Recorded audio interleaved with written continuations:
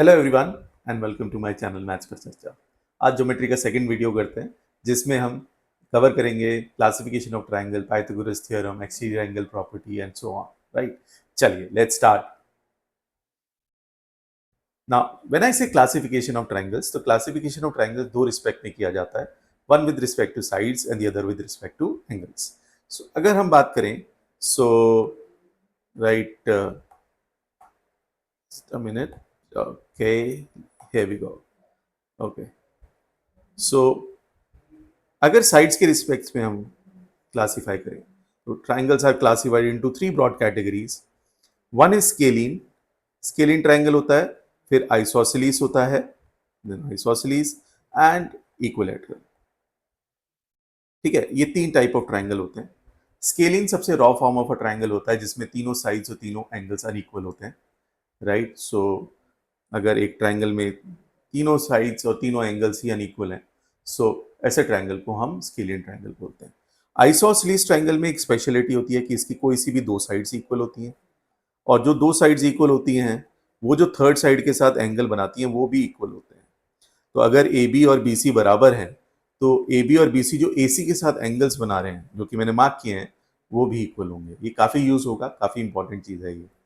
और साथ में इक्विलेटरल ट्राइंगल सबसे स्पेशल केस है जिसमें तीनों ही साइड्स इक्वल होती हैं और तीनों ही एंगल इक्वल होते हैं। अब क्योंकि हमें पता है sum of the angles in a triangle 180 होता है, तो value of each angle will be 60 degree. तो this is about triangles classified with respect to sides. Now हम ट्रायंगल का क्लासिफिकेशन एंगल्स के रिस्पेक्ट में भी कर सकते हैं। एंगल के रिस्पेक्ट में करें तो फिर से तीन ब्रॉड कैटेगरीज ऑफ ट्रायंगल होता है हमारे पास। एक होता है राइट एंगल्ड, एक होता है अक्यूट एंगल्ड, और एक होता है obtuse angled. Right, right angle triangle में एक एंगल 90 डिग्री होता है,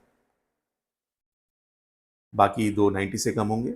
राइट, एक अक्यूट में सारे एंगल 90 से कम होते हैं, और ऑब्ट्यूस में एक एंगल 90 से बड़ा होता है लेकिन 180 से छोटा होता है।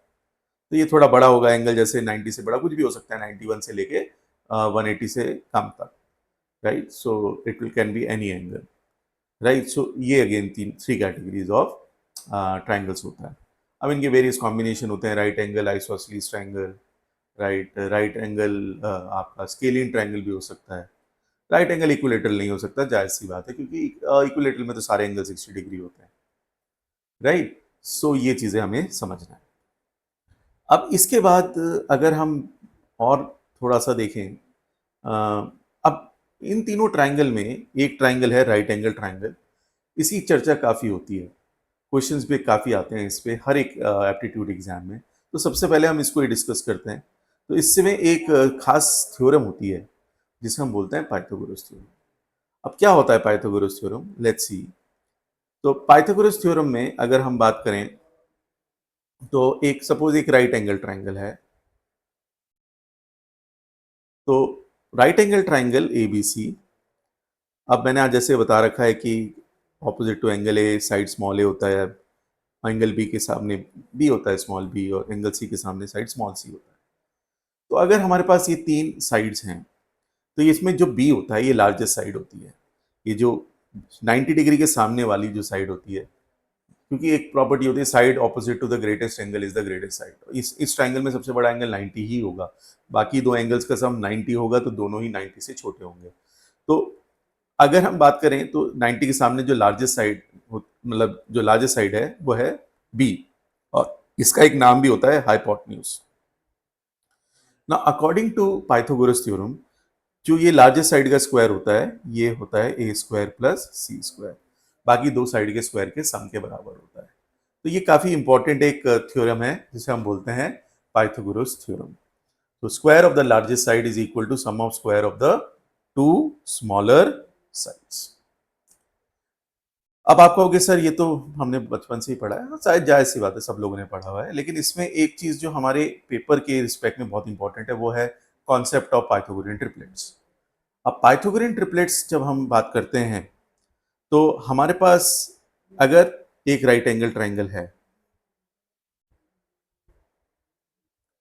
एक राइट एंगल ट्राइंगल है, और हमारे पास एक ट्रिपलेट होगा 3 4 5। 3 4 5 का क्या मतलब है कि लार्जेस्ट साइड अगर 5 है और एक साइड 3 है तो ये वाली साइड भी 4 होगी, राइट? ये हम याद रख सकते हैं। अब मोर इम्पोर्टेंटली 3 4 5 तो आसान है याद रखना, और आप करके भी देखो, 3 का स्क्वायर प्लस 4 का स्क्वायर इक्वल टू 5 का स्क्वायर होता है। 9 + 16 इक्वल टू 5 का स्क्वायर 25। तो इट्स अ ट्रिपलेट 3 4 5, राइट? लेकिन इंपॉर्टेंटली हमें ये भी समझना है कि इनके मल्टीपल से जो नंबर्स बनते हैं, जैसे अगर मैं 3 4 5 को 2 से मल्टीप्लाई कर दूं तो मेरे पास बनेगा 6 8 10, तो ये भी एक ट्रिपलेट है। 3 से मल्टीप्लाई कर दूं तो 9 12 9 12 एंड 15, ये भी एक ट्रिपलेट है। 20 से मल्टीप्लाई कर दूं तो 60 80 100, ये भी एक ट्रिपलेट है। ठीक है। 31 से मल्टीप्लाई कर दूं तो 31 क्या हो जाएगा, 31 × 3 हो जाएगा 93, 31 × 4 हो जाएगा 124, एंड 31 × 5 हो जाएगा 155। ये भी एक ट्रिपलेट है, राइट? अब क्या है, जैसे अगर एक सिंपल सा सवाल है, पाइथागोरस थ्योरम लगा के भी हम कर सकते हैं, लेकिन आप देखिए कि कितना कितना कॉम्प्लिकेटेड हो सकता है वो, अगर हमें ट्रिपलेट्स नहीं पता। लाइक फॉर एग्जांपल सपोज मैं आपसे ये कह देता हूँ कि ये जो साइड है ये 65 है और ये साइड हमारी सपोज 52 है।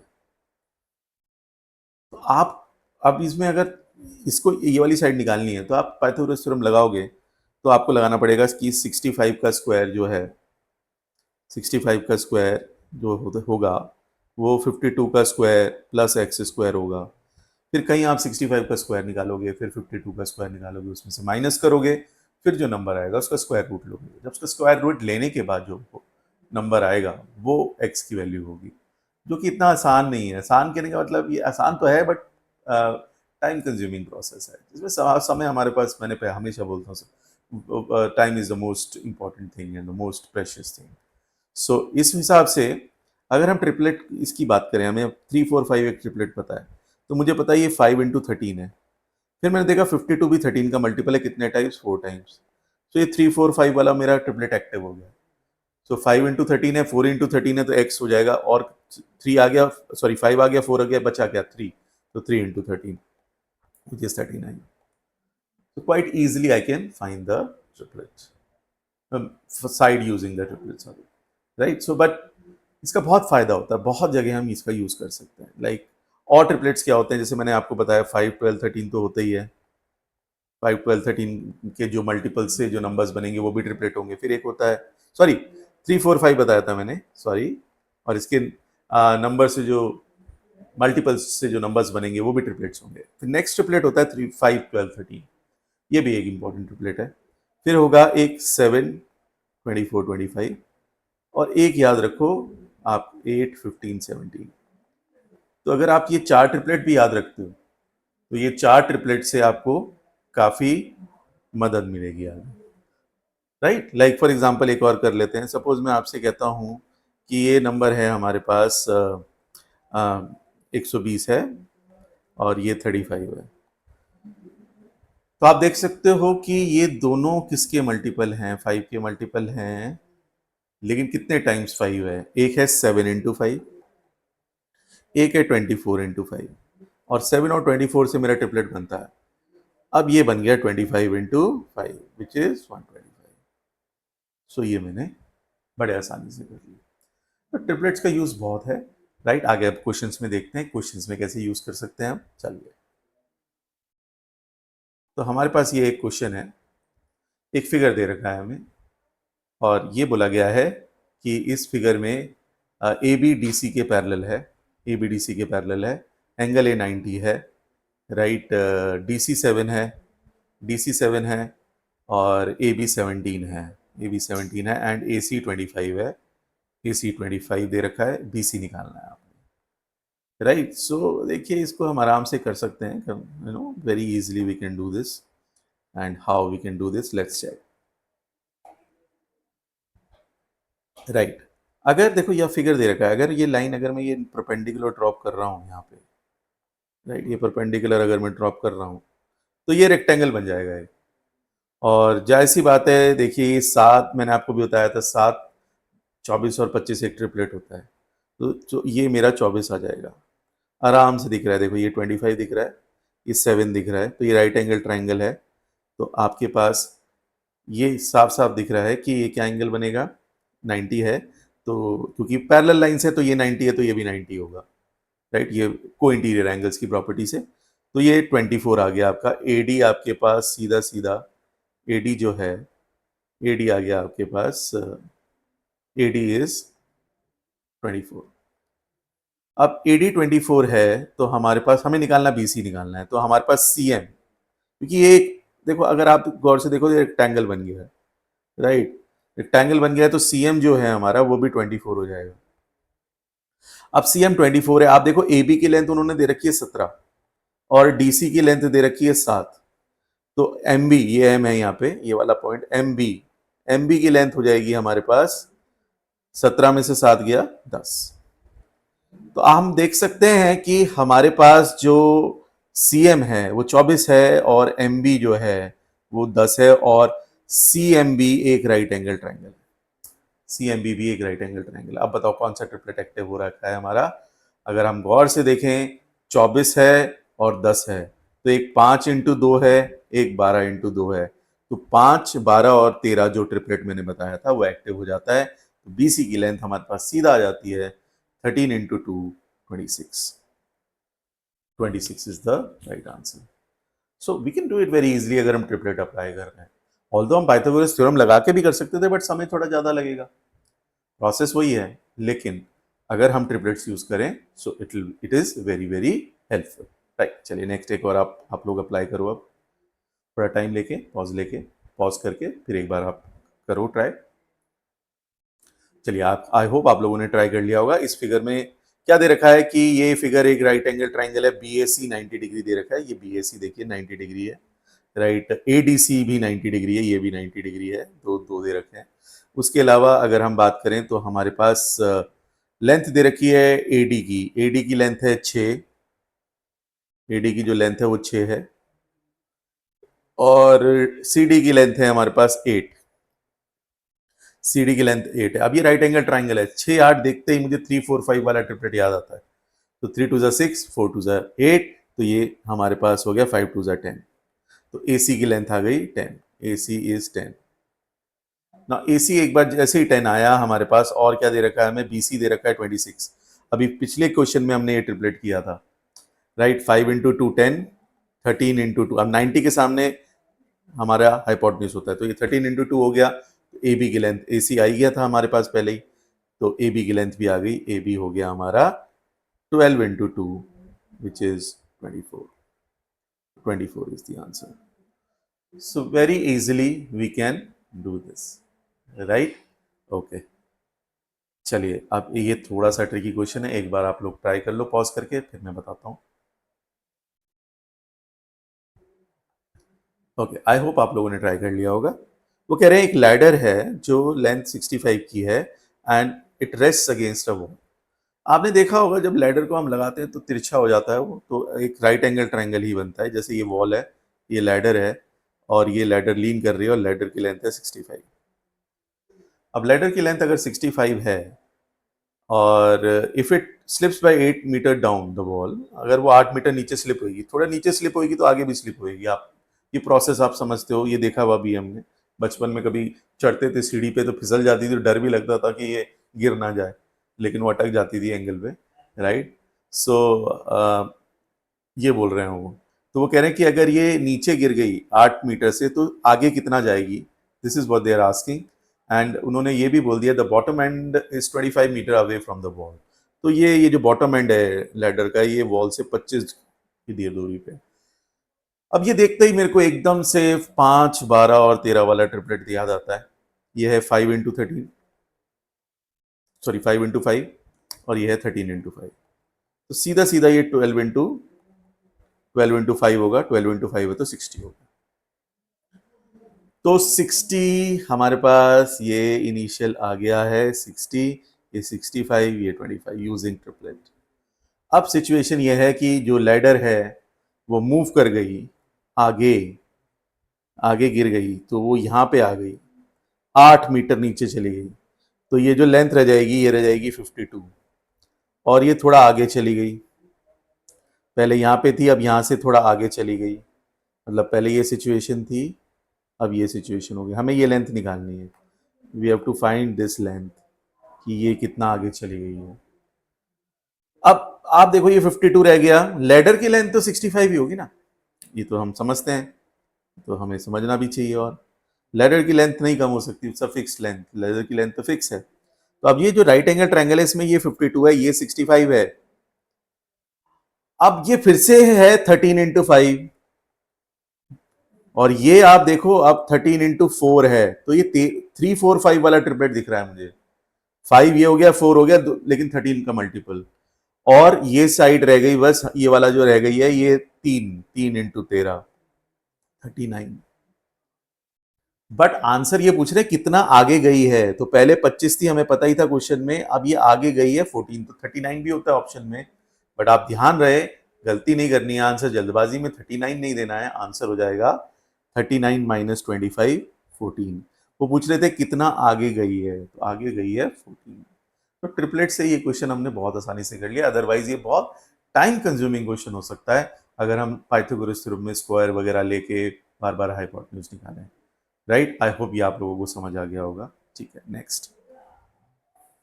अब ये एक क्वेश्चन है जो एक डिफिकल्ट क्वेश्चन माना जाएगा अगर हम इसे एक कन्वेंशनल मेथड से करेंगे। अब कन्वेंशनल मेथड से जरूरी नहीं है कि हम हर चीज कन्वेंशनल मेथड से ही करें, राइट। सो वो कह रहे हैं देखो इन द एडजॉइनिंग फिगर, जो ये एक रेक्टेंगल है, एबीसीडी उन्होंने एंड में बोला है कि ये रेक्टेंगल है, तो रेक्टेंगल है तो चारों एंगल 90 होंगे, 90 होंगे तो हमें एक चीज और समझ इन्होंने दे रखा है कि AC plus A B, AC plus A B मतलब ये AC प्लस ए बी ये रहा हमारा ये diagonal, AC plus A B is 5AD, AC plus A B 5AD दे दिया है, और AC माइनस AD दिया है 8। अब अगर मैं एक ट्रायंगल लेता हूं, कौन सा, इसमें थोड़ा आई थिंक ये बनाने में गलती हुई है, ये ABCD है, थोड़ा सा चेंज कर लीजिए, ABCD है। हाँ, तो AC प्लस AB हमारा है इक्वल टू 5AD, और AC माइनस AD है 8। अब अगर ट्राइंगल ACD देखो आप, ADC, तो ये एक राइट एंगल ट्राइंगल है, triangle ADC is a right angle triangle, right angle at D। तो राइट एंगल ट्रायंगल है तो मैं ट्रिपलेट सोच सकता हूं। अब मुझे ये देखना है कि AC हाइपोटेन्यूज है सबसे बड़ी वाली साइड, और AD एक परपेंडिकुलर साइड है। किस ट्रिपलेट में एक हाइपोटेन्यूज और एक परपेंडिकुलर साइड का डिफरेंस हमारा 8 होता है। एक तो 3 4 5 है, इधर तो 1 या 2 का डिफरेंस। बट अगर जैसी 5 12 13 लिखोगे ना आप, तो 13 माइनस 5 8 दिखता है मुझे, right. I can see 13 minus 5 is 8। सो अभी बस वेरीफाई कहां से करना है, इस वाले रिलेशन से बस वेरीफाई कर लें कि AC हमने 13 लिया और AD जब हमने 5 लिया तो DC हमारा 12 आ गया, तो AB भी हमारा 12 आ गया। रेक्टेंगल में साइड्स क्या होती हैं, ऑपोजिट साइड्स बराबर होती हैं, तो ये 12 है, ये 12 है। अब वो कह रहे हैं कि एरिया, अब ऐसे देख तो एरिया बहुत आसान आ गया, लेकिन AC पहले इसको वेरीफाई कर ले, जो मैंने सर्कल किया हुआ है।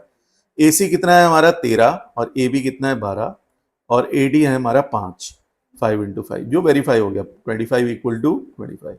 This is being verified.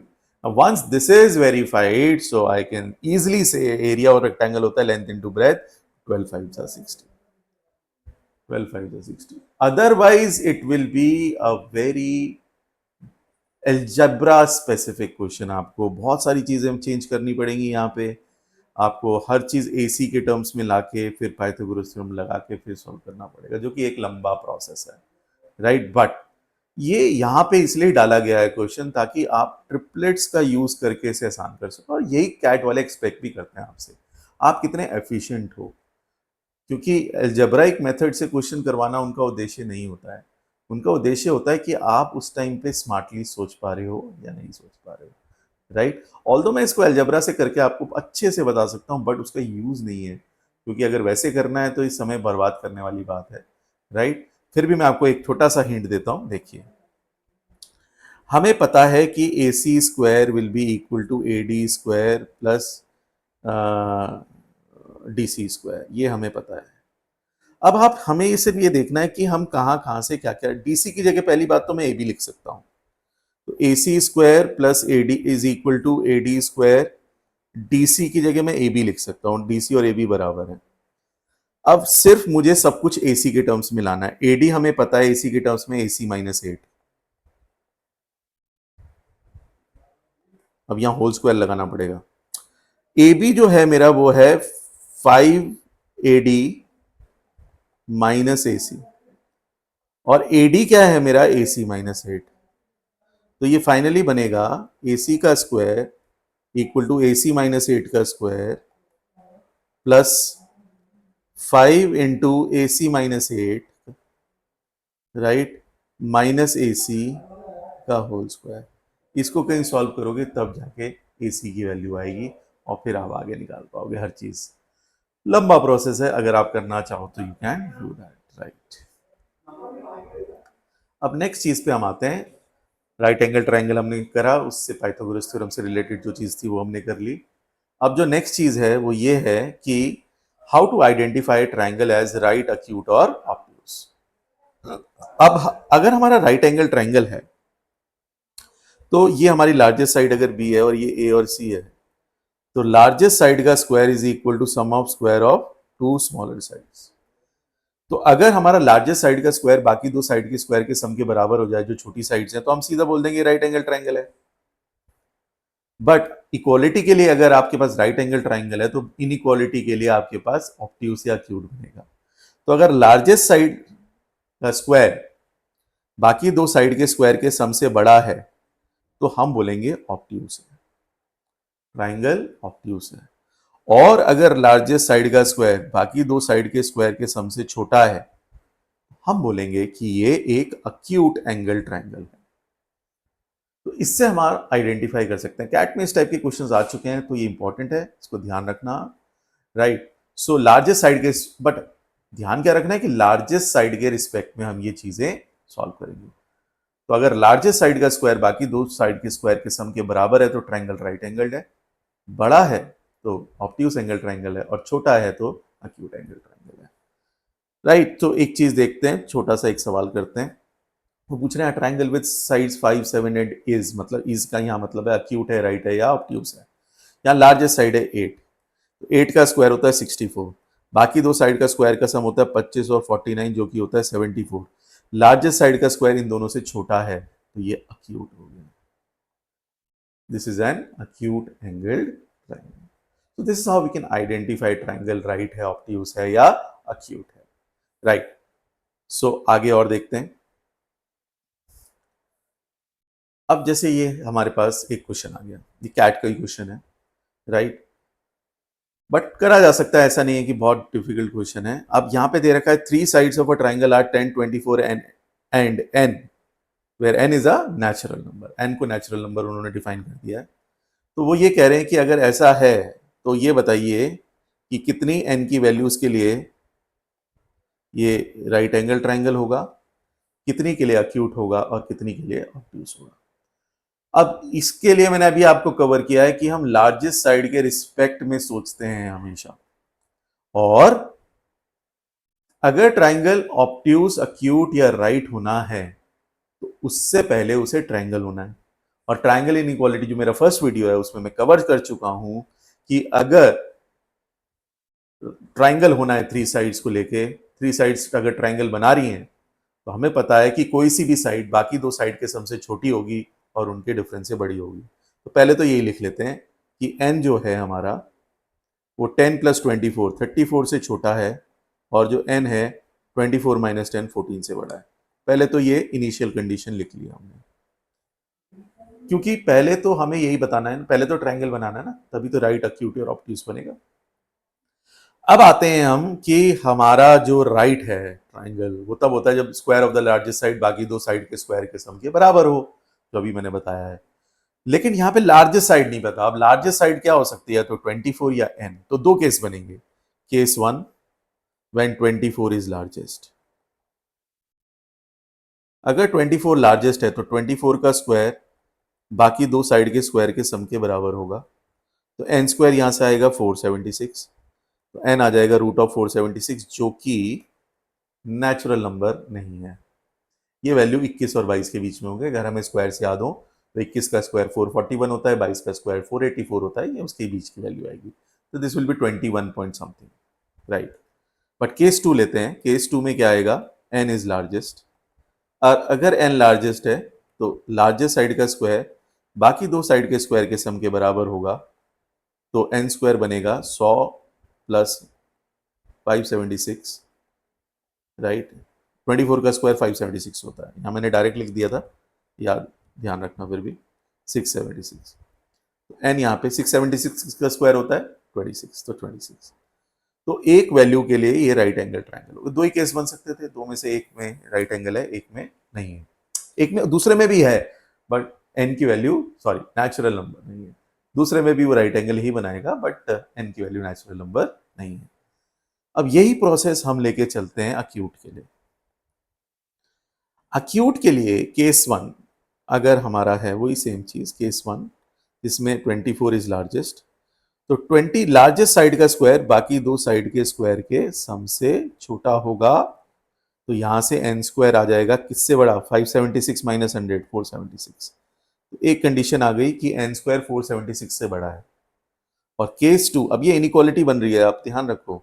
तो यहाँ पे हमें अपर लिमिट दोनों दो लिमिट चाहिए। केस 2 से दूसरी लिमिट मिलेगी आपको व्हेन n इज लार्जेस्ट। अगर n लार्जेस्ट है तो लार्जेस्ट साइड का स्क्वायर बाकी दो साइड के स्क्वायर के सम से छोटा होगा। तो n स्क्वायर 676 से छोटा होगा। तो अगर मैं इन दोनों को कंबाइन कर दूं तो वो कहते हैं, इससे पता चल रहा है कि n स्क्वायर जो है वो 676 से छोटा है और 476 से बड़ा है, और n एक नेचुरल नंबर है। तो कितने नेचुरल नंबर्स का स्क्वायर, कितने नेचुरल नंबर्स का स्क्वायर इस रेंज में आता है, या अगर आप अंडर रूट लोगे तो ये वैल्यू बनेगी 21 पॉइंट समथिंग, 21 पॉइंट समथिंग, ठीक है। और तो 21 से बड़ा ही लेंगे, n आएगा, और ये 26 है। तो कितने नेचुरल नंबर इस रेंज में लाई करते हैं उतने के लिए एक्यूट एंगल ट्राइंगल होगा। तो एक तो 22, 23, 24, 25।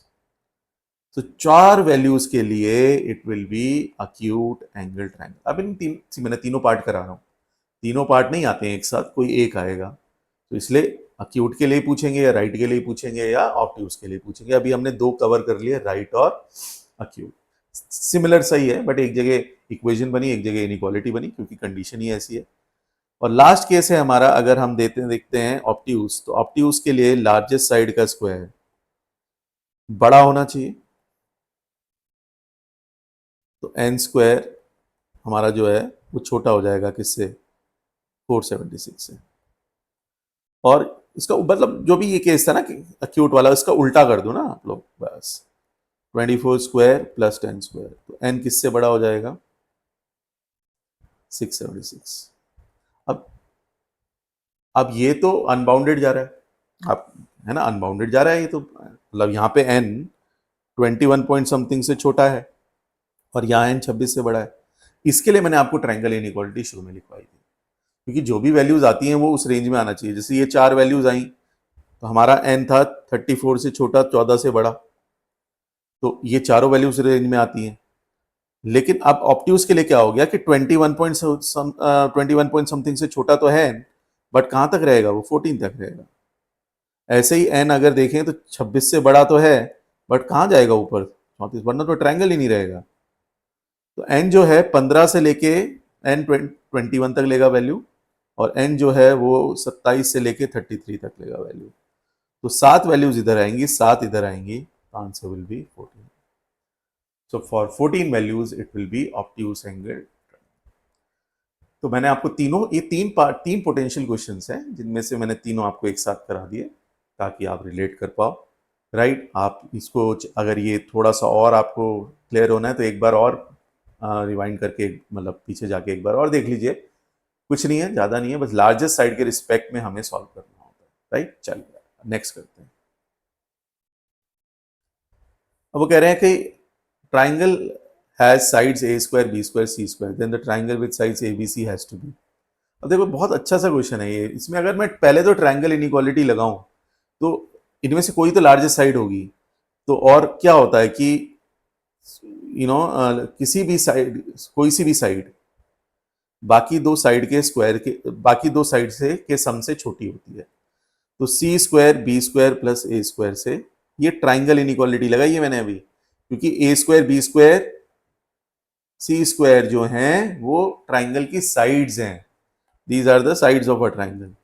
अब अगर ये साइड्स ऑफ अ ट्राइंगल है तो C square should be less than B square plus A square, considering C जो है वो सी स्क्वायर लार्जेस्ट साइड है। सो if C square largest side है, तो हर ही साइड बाकी दो साइड के स्क्वायर के सबसे छोटी होगी। तो यहाँ पे ये भी कह सकते हैं कि जो लार्जेस्ट साइड अगर सी स्क्वायर है, कोई तो होगी ना लार्जेस्ट साइड, तो मैं एक मान लूँ, चाहे आप ए स्क्वायर मान लो। अब ए स्क्वायर भी अगर लार्जेस्ट साइड है तो वो भी बी स्क्वायर और सी स्क्वायर के सम से छोटी होगी, क्योंकि ट्राइंगल इनइक्वालिटी तो यही कहता है। तो कोई सी भी इसमें जो लार्जेस्ट साइड होगी वो बाकी दो साइड के सम से छोटी होगी। तो सी स्क्वायर एक साइड है, बी स्क्वायर एक साइड है, ए स्क्वायर एक साइड है। अब वो पूछ रहे हैं then the triangle with sides A B C क्या क्या है। ये तो A square B square C square side triangle की बात हो रही थी, राइट। ये A square B square C square एक ट्राइंगल की साइड्स हैं, लेकिन उन्होंने बोला अगर ऐसा है तो एक ट्राइंगल जिसकी साइड्स ए बी सी है। अब ए बी सी साइड में अगर लार्जेस्ट साइड का स्क्वायर बाकी दो साइड के स्क्वायर के सम से छोटा हो तो हम उसे अक्यूट एंगल ट्राइंगल बोलते हैं। आंसर हो गया अक्यूट एंगल। थोड़ा कंफ्यूजिंग क्वेश्चन है, आप यहाँ वैल्यूज लेके भी कर सकते हो, राइट। कुछ भी ले लो आप, जैसे आप ले लो 2 का स्क्वायर 4, राइट, 3 का स्क्वायर 9 एंड मतलब ट्रिपलेट ले लो, चलो राइट एंगल ट्राइंगल हो जाएगा वो तो। हाँ तो आपको, ओके, हाँ पहले तो ट्राइंगल बनाना पड़ेगा। तो ट्राइंगल में एक ले लो आप, सपोज 5, एक ले लो 4 का 2 का स्क्वायर 4, एक ले लो 7 का स्क्वायर या 6 का स्क्वायर 36, है ना, और एक ले लो 5 का square 25।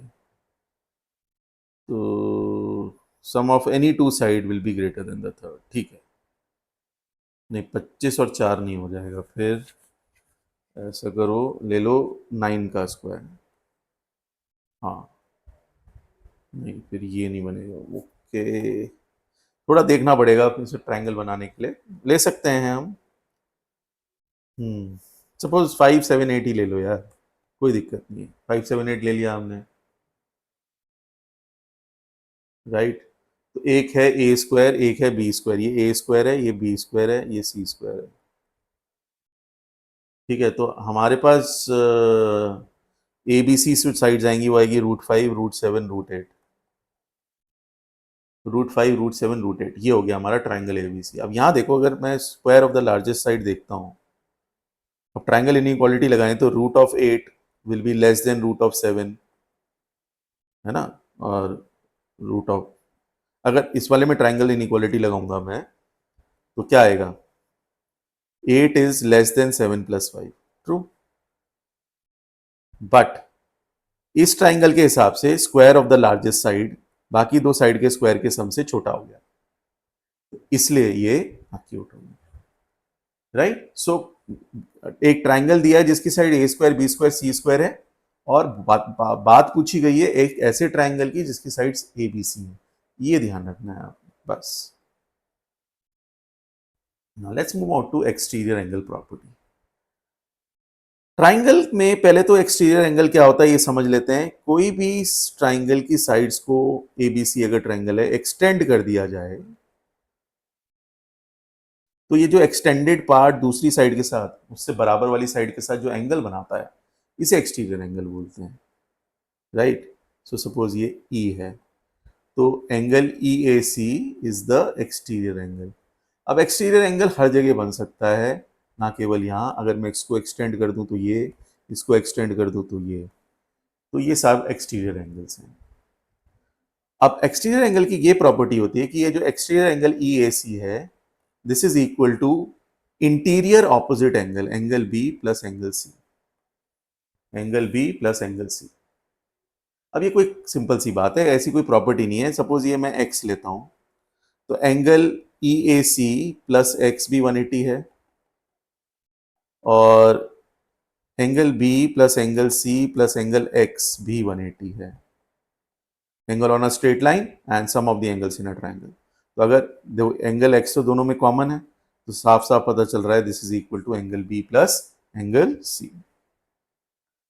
So exterior angle is equal to sum of interior opposite angle. इससे थोड़ा बहुत समय बचता है, बाकी आप पहले 180 में से माइनस करके ये निकाल सकते हो, फिर 180 में से इन दोनों को माइनस कर, मतलब इसको माइनस करके इन दोनों का सम निकाल सकते हो, तो वो एक ही बात हो जाएगी, राइट। सो ये ध्यान रखना है आपने, exterior angle is equal to sum of interior opposite angles, right. अब जैसे सपोज हमारे पास ये क्वेश्चन है, अब ए और बी पूछा है उन्होंने, तो बी तो यू नो अब इस क्वेश्चन में थोड़ा, अगर हम देखें तो हाँ, ये एंगल 44 है, तो बी तो आराम से आ जाएगा, है ना, और ए निकालना है हमें, राइट। सो पहले बी निकाल लेते हैं। बी कितना होगा हमारे पास, 180 बी होगा 180, 180 माइनस 104, जो कि आ गया बी 76। बी तो हमारा 76 आ गया, लेकिन हमारा ये एंगल क्या होगा, ये एक्सटीरियर एंगल है, देखो ये वाला जो ट्राइंगल है जो मैंने रेड से मार्क किया है, देखो ये एक्सटेंड हो रही है साइड, तो एक्सटीरियर एंगल है।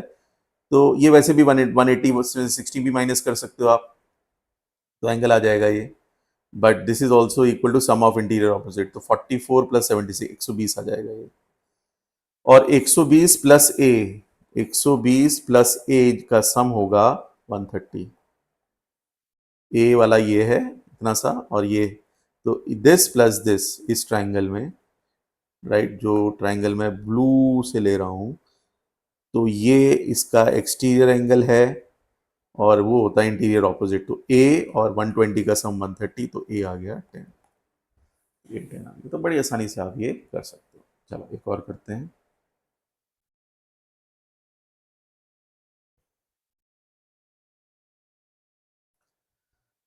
ठीक है, इस क्वेश्चन में दे रखा है in the given figure P Q is equal to P R, P Q is equal to P R, ये हमारा पी क्यू और पी आर बराबर है, P Q is equal to P R. So ये एक आइसोसेलेस ट्राइंगल हो गया, उसके लिए मैंने आपको बता रखा है कि ये दोनों भी बराबर हो गए, तो एंगल पी आर क्यू क्या आ गया हमारा, देखो अब इन दोनों का सम 140 के बराबर होगा। ये जो रेड से मैंने मार्क किए हैं, सपोज ये 1 है और ये 2 है, तो angle 1 plus angle 2 is 140 exterior angle के बराबर, तो और दोनों बराबर है, तो 70 और 70 हो गए, तो ये 70 आ गया हमारे पास। अब ये 70 है और साथ में ये भी दे रखा है N Q is equal to Q R, N Q is equal to Q R, तो ये 70 है, तो ये भी हमारा एंगल क्यू एन आर भी 70 हो गया, आइसोसेलेस एंगल ट्रायंगल की प्रॉपर्टी। अब इससे हमें ये पता चला कि हमसे पूछा एम एन क्यू, और ये दोनों लाइन पैरेलल दे रखी हैं। अब ये 70 है, ये भी 70 है, जो थर्ड एंगल जो है ट्राइंगल का एन क्यू आर, ये हो गया 40, 180 में से 70 और 70 140 माइनस कर दिया, और क्योंकि ये ऑल्टरनेट एंगल Z बन रहा है, तो अगर ये 40 है तो ये भी 40 होगा, तो angle M N Q is also 40, तो 40 is the right answer. So very easily I can do this question, right? चलो next move, let's move on to the next. वो कह रहे हैं in the figure not drawn to scale below AD is equal to CD, देखो AD और CD बराबर है, and this is equal to BC। इसमें दो आइसोसेलेस ट्रायंगल, एक तो ADC और ट्रायंगल CDB। तो अगर ये एंगल मेरा X है और ये X है, होंगे, अगर जो दो साइड इक्वल होती हैं, वो जो थर्ड साइड के साथ एंगल बनाती हैं वो दोनों बराबर होते हैं, तो हमने मार्क कर लिया X और X ले लिया। अब वो कह रहे हैं कि एंगल BCE इज 96, ये एंगल हमें 96 दे रखा है, और हमसे ये एंगल पूछा गया है, एंगल DBC। ठीक है, अब ये देखिए ये एंगल क्या है, अब ये समझने वाली बात है या मजेदार वाली बात है। ये आपका एक्सटेंडेड साइड है, तो ये एक्सटीरियर एंगल बन गया। तो ये हमारा सीधा सीधा 2x हो गया। अब क्योंकि ये साइड इसके बराबर है तो ये दोनों एंगल भी बराबर होंगे, ये 2x हो गया। और ये जो 96 है ये एक्सटीरियर एंगल है ट्रायंगल ACB का, ACB। तो इसका जो एक्सटीरियर एंगल 96 है ये होगा x प्लस 2x के बराबर। तो 3x हो गया 96, तो x आ गया 32। हमें चाहिए 2x, तो 2x will be 64। 64 is right. अब ये कैट का ही क्वेश्चन है, कैट में आ चुका है, but very easily we can do it if we apply the exterior angle, right. तो आज का वीडियो हम यहीं तक करते हैं। नेक्स्ट वीडियो में we will be doing congruency and similarity, right. Till then take care, have a nice day.